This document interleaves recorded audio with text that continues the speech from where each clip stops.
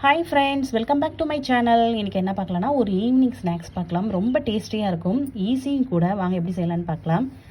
இது பேர் ரவை அப்பம். 1 கப்பு ரவை எடுத்திருக்கேன், 1 கப் மைதா மாவு எடுத்திருக்கேன். ரெண்டுமே தனித்தனி பாத்திரத்தில் எடுத்துக்கோங்க. எடுத்துகிட்டு அந்த தண்ணி ஊற்றி நல்ல மேலே முழுகிற அளவுக்கு, ரவை முழுகிற அளவுக்கு மைதா மாவு கட்டி இல்லாமல் நல்லா கிளறிட்டு தண்ணி ஊற்றி முழுகிற அளவுக்கு வச்சுருங்க. ஒரு 4 ஹவர்ஸ் அப்படியே இருக்கட்டும்.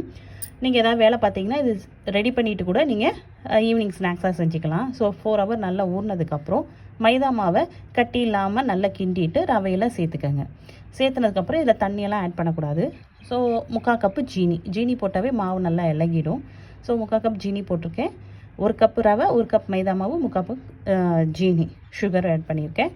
கொஞ்சமாக 1/4 டீஸ்பூன் ஏலக்காய் தூள். உங்களுக்கு உப்பு வேணுன்னா டேஸ்ட்டுக்கு லைட்டாக ஆட் பண்ணிக்கலாம். அவ்வளோதான். இது எல்லாத்தையும் கலந்து ஒரு 5 மினிட்ஸ் அப்படியே வச்சுருங்க. வச்சதுக்கப்புறம் இதில் பேனோ இல்லை கடையோ ஹீட் பண்ணி ஆயில் ஊற்றி சூடானதுக்கப்புறம் கரண்டியில் சின்னதாக ஊற்றி எடுத்திங்கன்னா சூப்பரான டேஸ்ட்டான ரவா அப்பம் ரெடி ஆகிடும். நல்ல முறுமுறுன்னு இருக்கும், டேஸ்ட்டாகவும் இருக்கும். பிடிச்சிருந்தா லைக் பண்ணுங்கள், நம்ம சேனலை சப்ஸ்கிரைப் பண்ணுங்கள் மறக்காமல். தேங்க்யூ ஃபார் வாட்சிங்.